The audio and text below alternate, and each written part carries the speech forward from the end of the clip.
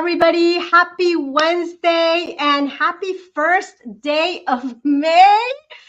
It's just unbelievable how time is flying by, but we're all here, we're all together, and that's what matters. I'm just so excited for today's Cafecito with Roselyn Perez, very, very dear United Latinas member, a therapist by trade, and a self awareness and success coach. And I'm thrilled about the topic that we're going to be talking about today about wealth emotional mastery, because that's something that we haven't tapped into. And I think it's something very needed for all of us to like start taking into consideration and figuring out, how do we lean on it, and what are the things that we're doing that maybe are preventing us from getting into that mindset.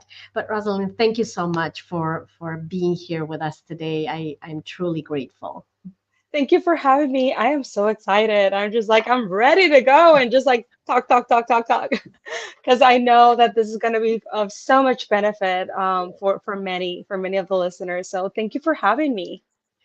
Absolutely. So tell us a little bit more about this topic, because I know that this is something that's very passionate for you and the work that you do. So why don't you like set the stage? Absolutely. So just to give you a sneak peek on like the backstory into what led me to do this type of work. I am a therapist by trade, as you said at the beginning, and I've worked in so many different settings. I worked with mental health, severe mental health, community mental health, substance abuse, codependency, domestic violence, child abuse, military population. I keep going on and on and on. And I've noticed that most of the issues and treatment modalities were just so focused on the DSM-5, which is the diagnostic book that we use to diagnose and identify the treatment needed for the clients. But I noticed something more important, the lack of self-awareness and how many of the issues that even specifically the Latino community were having were not necessarily being met by traditional therapy. So I started just to observe and work with all these type of populations, but also whenever I had Latino communities, people coming in just to see the differences of how we perceive problems and issues, and even more Latina in business. A lot of the issues that we have are not necessarily something that can be worked with in a therapy setting. So that started to ignite my passion because I noticed that there was this gap and this need because a lot of the issues and the struggles that we had weren't being covered by therapy. So that's pretty much how my journey started. And I started to dig deep. And with all of my trainings, such as in cognitive behavioral therapy, solution focus, strength perspective, neurology, Western philosophy, and I can keep going on and on and on because I've been doing this for over 10 years. I was able to identify like what's one of the main root issues when it comes to success, and is that there's so much emotion attached to it. There's a language to success. There are emotions that could determine your accomplishments when it comes to setting goals and just to manifesting and materializing your desires and your wishes when it comes to being wealthy. Because for me, the definition of wealthy is not only having money. Yes, money, of course, I love money, and it's a huge part of it, but a lot of people do have money and they still may not feel successful. But there's a reason why, because the true definition of success and wealthy encompasses something more holistic at a personal, relational, spiritual, financial level. And this is pretty much like a preview of what led me in this journey to do the type of work that I do today. And you're right. Like I everything that you just said resonates with me, because I think it becomes very important to recognize the power of language and words and the impact that it has on each of us. Not only because many of us are bilingual, like there's that added layer of language challenges because we're trying to pull um, significance to words that maybe don't necessarily have true meaning to us. It's sort of like an inherited meaning to Yes. what that means. And then I feel, as I hear you, I feel like that creates an added layer of barrier as a barrier, but also as an expectation and pressure and stress to what that those words can mean versus what they may mean to us in reality. Yeah. So I think there's all of these different things that I'm sure we're going to unpack through today's conversation. Yeah. But you mentioned something very important, and this is about the success, right? As that ultimate desired goal and what that means. And so I would love to hear from you, like how can focusing on these future goals hinder us from, the desired success, whatever that success may be? Absolutely. And this is a great question, is because everything that we do, everything that we say determines the neural pathways that we're going to be using in our brain. So if we use a language that is constantly talking about, as soon as I accomplish this, as soon as this is what I desire, this is what I want, so I'm going to work towards this direction to accomplish this, X, Y, Z expectation or goal. When we function that way for many, many, many years, what we're doing without knowing, we're conditioning and training our brain to be focused on the future. So it creates this connection between success and future. So as soon as we accomplish one of those desired goals, yes, we will feel happy, we will feel excited and motivated, but this will be short lasting because we have made a connection between success only of being available in the future. So that's where a lot of people they accomplish goals, and this is for my high achievers. Because once again, I'm talking for myself too. This is the path that I had to walk by first. For those high achievers, they accomplish great things, but then they find themselves like, okay, but what now? Like this is it? This cannot be. There has to be more. This is not enough. And then it can be accompanied by shame because, well, I have so many great things in life, and why am I feeling this way? Am I not grateful? So it's because of the link that we have made with focusing on the future because we think that, and not necessarily consciously speaking, because a lot of this is subconscious, but by creating a habitual way of, I'm going to work this way to accomplish this in the future. I'm not there yet. It's going to put you in that vulnerable situation. Then, whenever you accomplish that, it's just simply not going to make you feel satisfied, long lasting, or enjoy, if this makes sense. Absolutely. And as I'm hearing you, there's two other things that come up and that I see not only in myself, but as also a coach, like in the work that I do. And one is fear of success as well that can stop us in terms of, envisioning the future and what it could look like. And then you're like, oh my God, but then all the things that future might bring us, and then I need to sacrifice. And many of us with family values being so strong, it's like then that means that I'm going to sacrifice time with my family. So I imagine that that is also involved in this mindset. And then the other thing that I also see is the like there's always room for improvement. So I never get to the end because there's always something that I can do better. It's a perfectionism kind of mindset of I'm never getting there, and don't celebrate our small wins because they're small, right? So Yep. to what you're saying, like the success is so, it has to be big and magnificent, Yeah.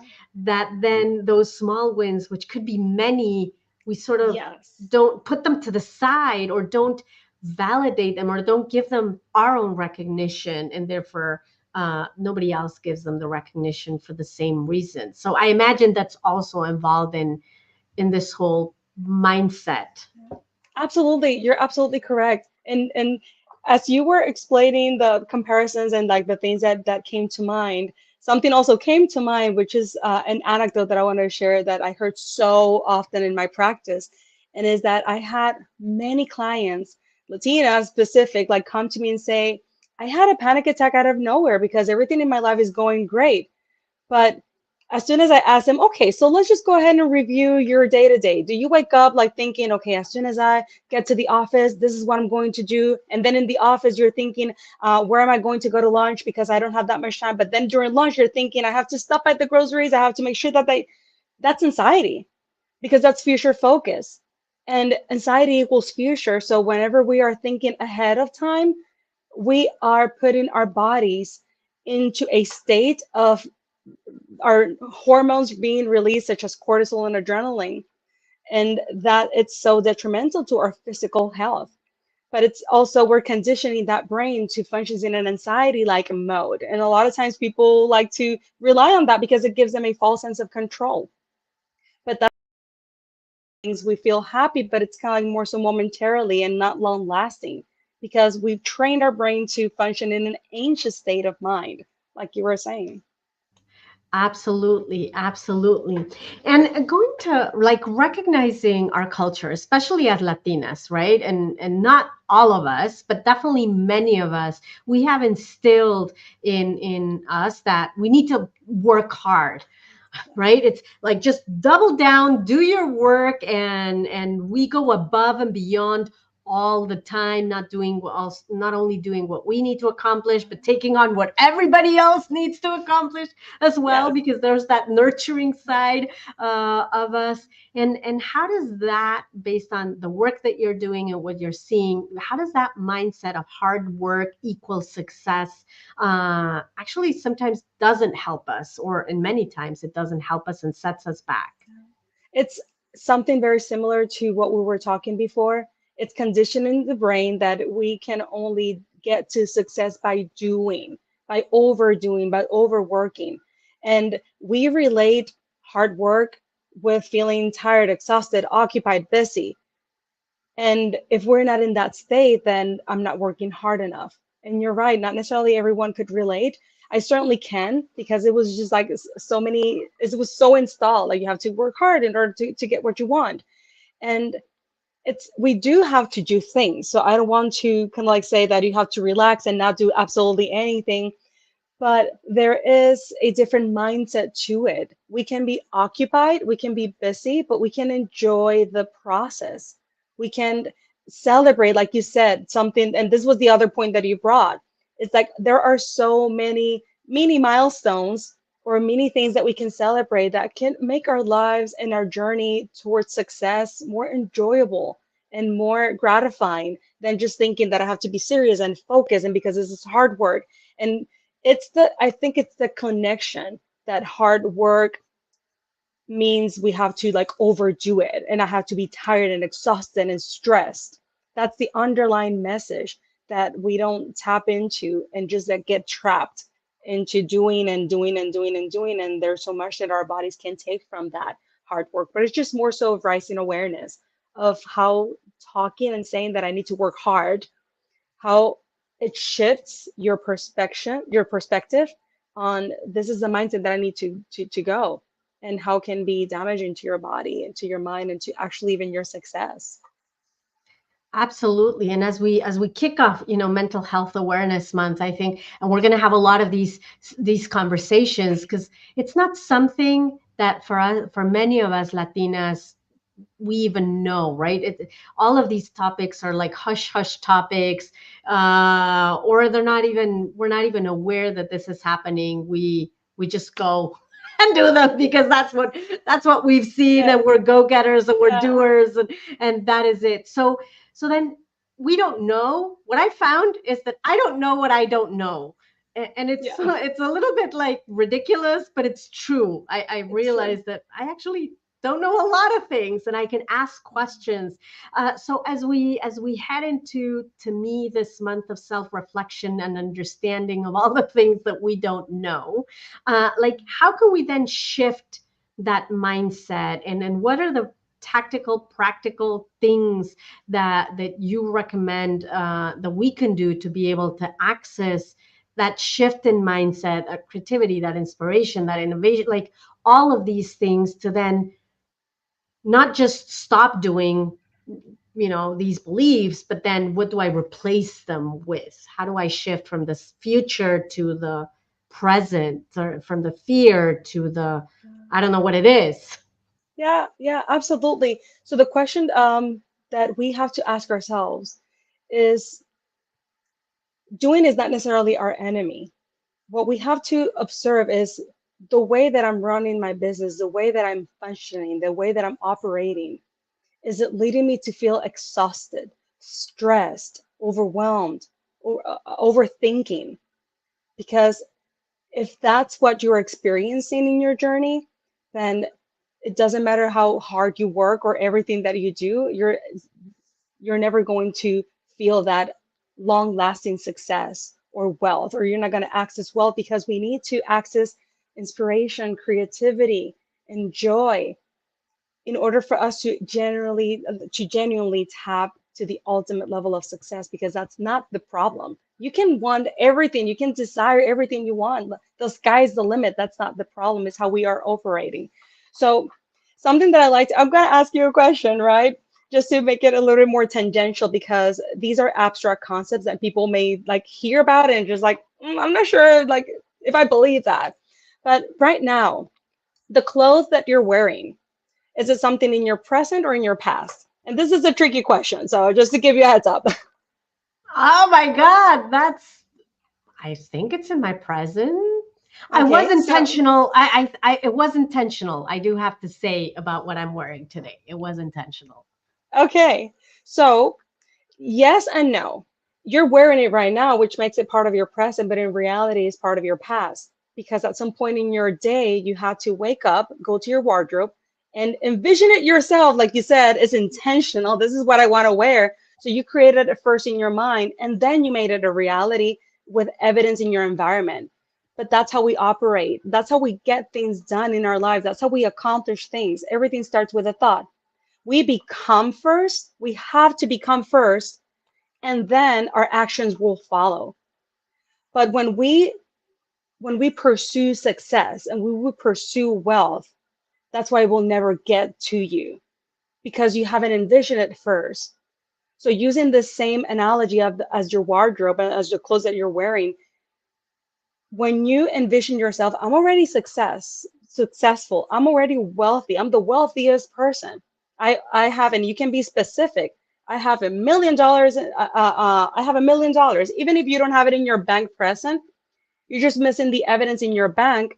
But that doesn't mean that you don't have that, because it's in the universe, is available to you. What this mindset is going to do to you is remove all of the, but I have to do this and the XYZ, which is going to lead you to exhaustion, stress, overthinking, and is going to cause you miss opportunities for enjoy and be creative and be in harmony with your natural state of mind. Because in order for us to be creative, we have to have a natural state in our minds, in our bodies, in our spirit. We have to be in alignment, because if not, then things are not going to come.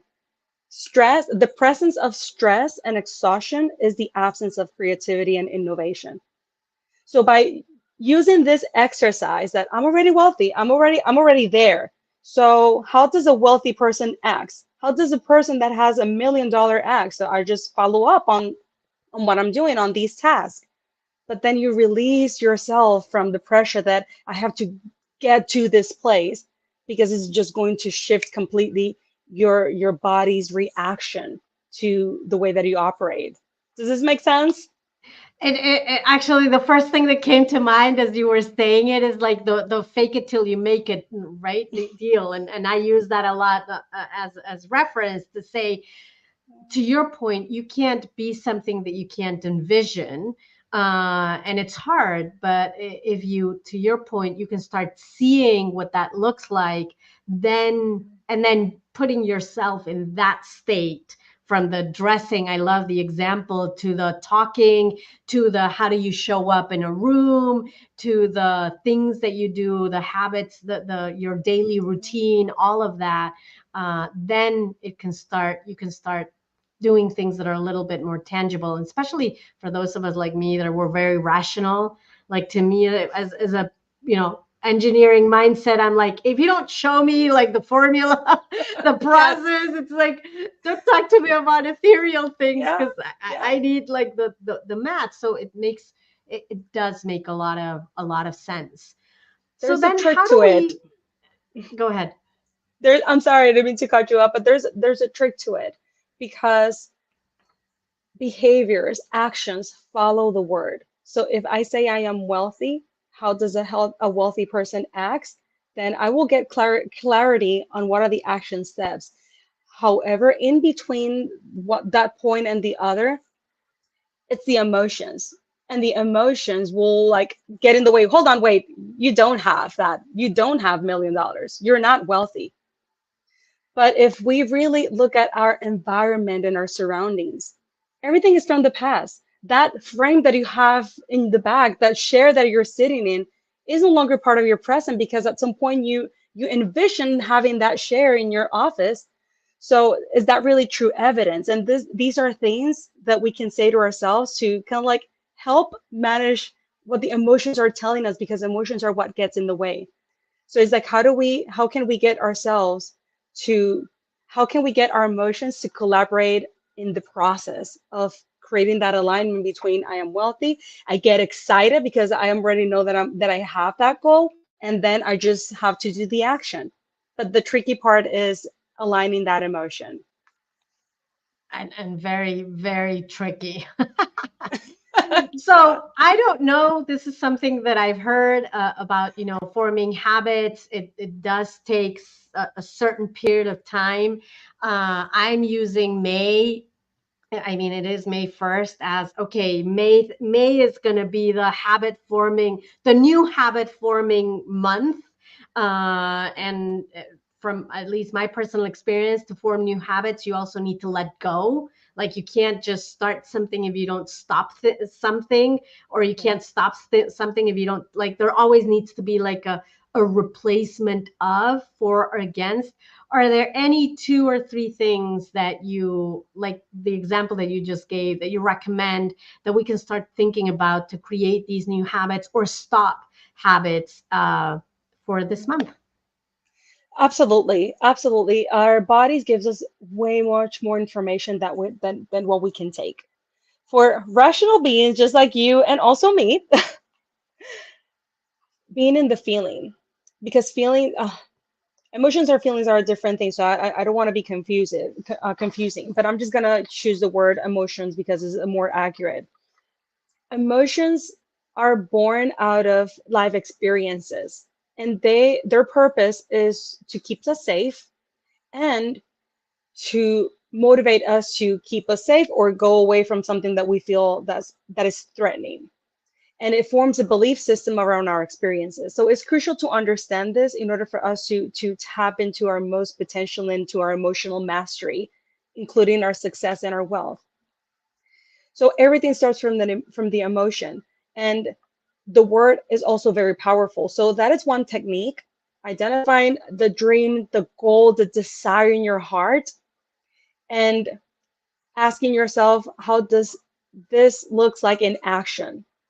However, if the emotion becomes too intense, like getting in the way, let's say that I would like to speak in front of large groups of people.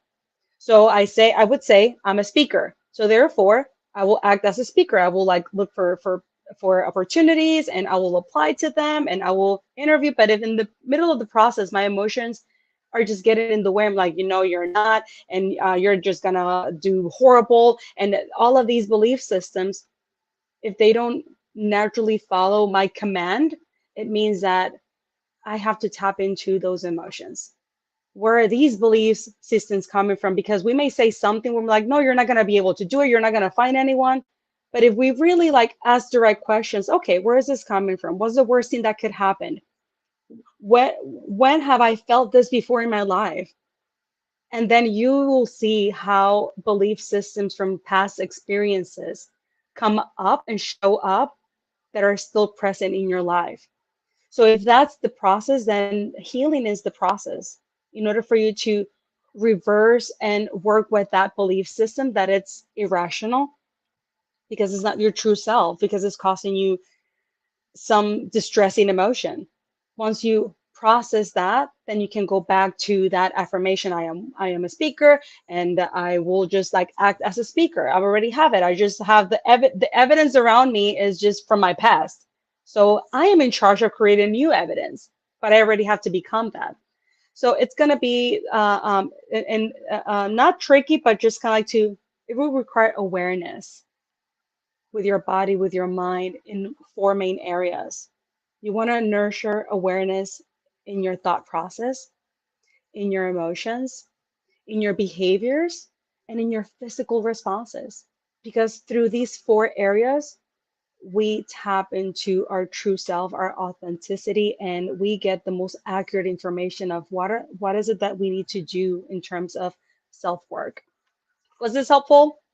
I love it, and I think we have our work cut out for us. I know I have my work cut out for myself in terms of identifying the dream and the desire, bringing it to our heart, and then recognizing that if the emotion, that negative emotion kicks in, you have a community of incredible Latinas here to support you, Yes. because I truly believe that success is very difficult, not impossible, but very difficult to achieve on our own.